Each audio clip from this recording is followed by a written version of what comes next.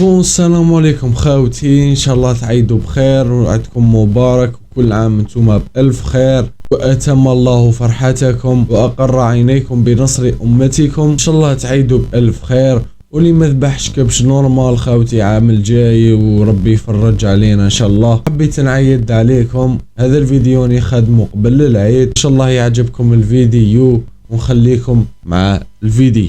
تعرف لماذا ومن هم؟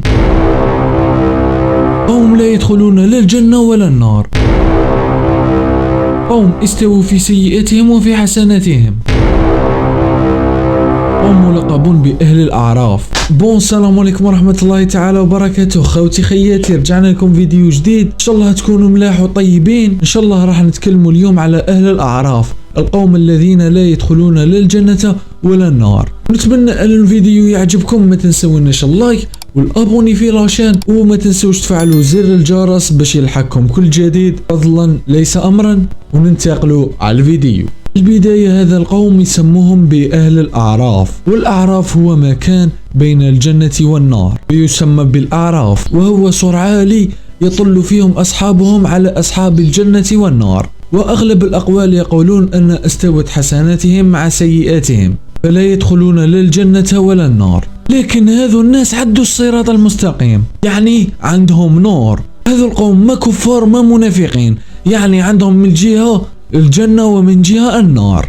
يدوروا رسالهم من جهة النار، يقولوا يا رب لا تدخلني النار مع أهل الظالمين، كما راه مكتوب في القرآن سورة الأعراف آية 46 بعد بسم الله الرحمن الرحيم: وبينهما حجاب وعلى الأعراف رجال يعرفون كلا بسماهم ونادوا أصحاب الجنة أن السلام عليكم لم يدخلوها وهم يطمعون. صدق الله العظيم. حابين هذا القوم أن يدخلوا الجنة، بصح ماشي قادرين، خايفين، عايشين في خوف، ماشي عارفين مصيرهم إذ كان الجنة أو النار. تخيلوا خوتي، بسبب دور واحد ولا صلى ركعتين ولا استغفر بربي ولا صلى على الحبيب صلى الله عليه وسلم، كان راح يدخل للجنة. يمكن يستنوا في هذاك المكان يوم أو أسبوع أو شهر أو عام أو سنين، لكن الأيام عند الله كألف سنة مما تعدون.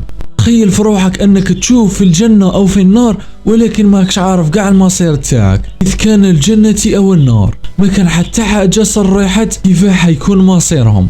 لكن في كتاب التفسير عن ابي عباس رضي الله عنه ان مصير هذو الناس ربي سبحانه وتعالى راح يرحمهم ويدخلهم للجنة. تخيل روحك انك تعيش في هذاك المكان سنة كاملة، اي 365 الف سنة. والله يا خوتي ولا غير رقم بزاف كبير. كاين اللي يقول لك تقول برك لا اله الا الله تدخل للجنة، صح تدخل للجنة، بصح كاين شي ناس يريحوا وقت كبير في النار قبل ما يخرجوا ويروحوا للجنة. يريح 100 سنة، اللي يريح 1000 سنة، اللي يقعد مليون سنة. ما تقدرش تعرف، العلم عند الله. معليش تعرف حكاية اخر رجل يخرج من النار يدخل للجنة؟ اسمعوا، هذا الوصف عجيب. هذا الشخص يكون يمشي في النار، وهذا الشخص يحاول يخرج من النار، يقلع يحبي حتى يلحق الحافة تاع النار وهو في جهنم. لكن ماناش عارفين الوقت اللي داروا باش الحق لهذيك البلاصة او هذاك المكان. يمكن ريح 100 سنة او 1000 سنة او مليون سنة برك باش يوصل لهذاك المكان وهو يحبي. لكن ما نقدروش نعرفوا، العلم لله. مليون سنة باش تكونوا على بالكم، مليون سنة تعتبر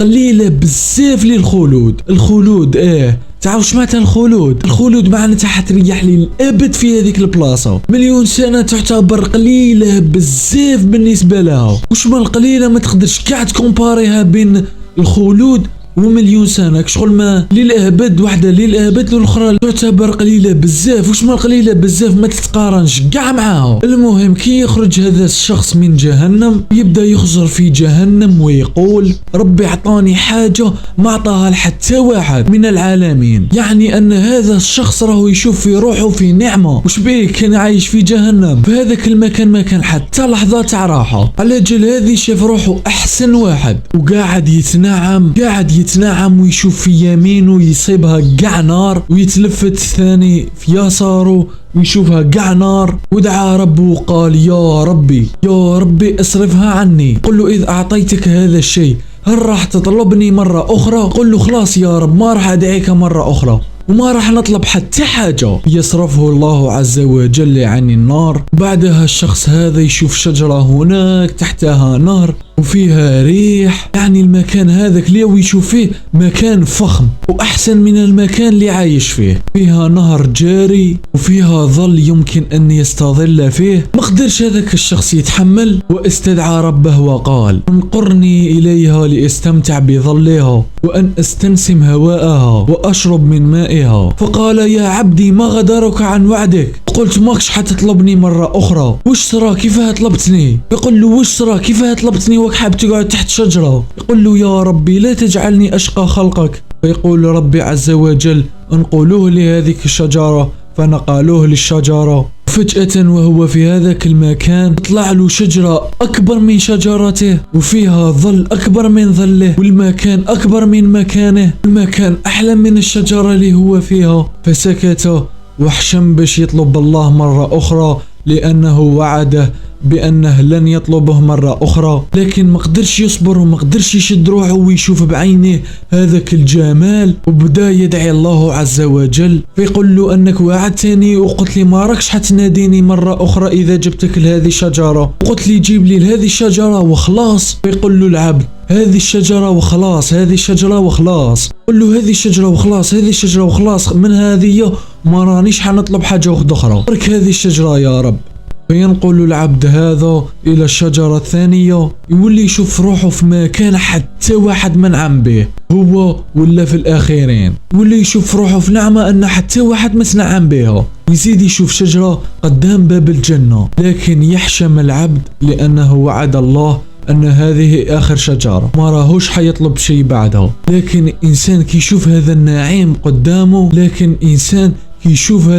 قدامه، ما يقدرش يصبر ويعاود يطلب ربي مرة أخرى. يقول له هذه الشجرة وخلاص يا رب، هذه الشجرة وخلاص، هذه الشجرة وبعدها خلاص. يقول له خلاص أنك وعدتني باللي ماكش حتطلب حاجة أخرى. يقول العبد يا رب لا تجعلني أشقى خلقك. فيأذن الله عز وجل بأن يروح لهذه الشجرة، وهو عند هذه الشجرة يشوف باب الجنة، وهو عند هذه الشجرة يشوف العبد باب الجنة أن بابها مفتوح، نعيم جامي لا شافه في حياته أبدا، ويجيه ريح من الجنة. لكن يحاول يسكت العبد ويسمع أصوات من الجنة، أصوات أهل الجنة. ما يقدرش يصبر العبد، ما يقدرش يصبر على هذا النعيم اللي راهو يشوف فيه. فيقول يا رب ادخلني للجنة، يا رب يا رب ادخلني للجنة. قال الله عز وجل يا ابن آدم ما الذي يرضيك؟ ما يشبعش، كل ما يسب حاجة يحوس حاجة خير منها. فيقول له العبد يا رب ادخلني فقط لهذه الجنة، فقط لهذه الجنة. يقول العبد فقط ادخلني للجنة، فقط ادخلني للجنة. يقول الله عز وجل يا عبد هل يرضيك أن أعطيك الدنيا، أن أعطيك زينة الدنيا كلها؟ أبكم مش معناتها زينة الدنيا كلها؟ في الدنيا ما كان حتى واحد عنده نص الدنيا، نص الأرض ما كانش.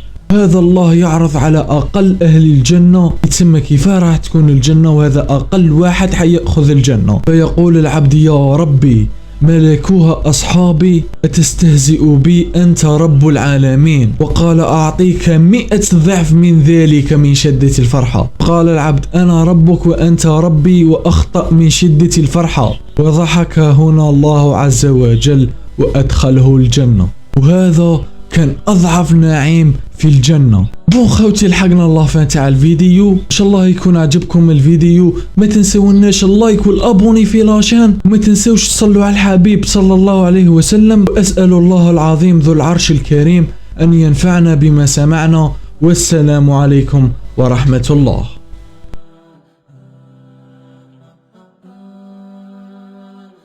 يقول له وش ترى، يقول له وش ترى، يقول له